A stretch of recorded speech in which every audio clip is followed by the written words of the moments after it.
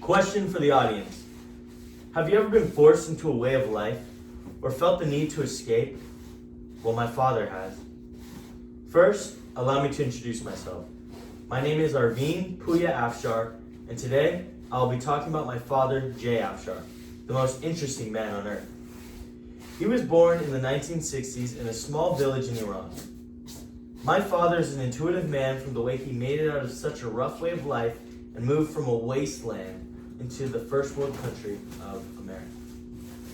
Today, I will be telling you the compelling story of how my father made it to America. During his time in Iran, one of the earliest stories I remember him telling me is when all the children in his village were being taken and my father had to escape. He told me that he jumped down a 20-foot well with water at the bottom and hid until finally being rescued 2 days later. My father always wanted something better for himself in life, so he left his small village and grinded until he had enough money to start a business.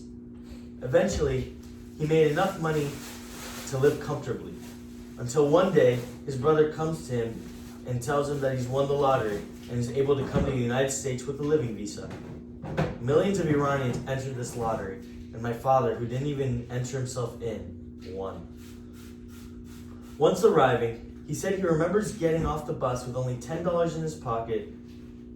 He ended up acquiring a job at McDonald's and Pizza Hut, and while my father was working these two jobs, he put himself through English school and met my mother. Both barely speaking English, but falling in love anyway, they dated for 8 years, and that's eventually how I popped into the picture. My dad eventually put himself through college and got a job at Western Digital, where he recently retired from. My father started in a small village and eventually created his own business to finally move on to America with some luck and create another life for himself here in America. My father motivated me from his hard work ethic and sheer willpower to be something more than just another villager.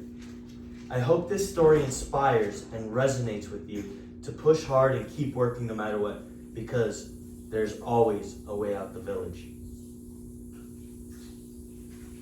Can you do it for real this time? I might That just- was for real.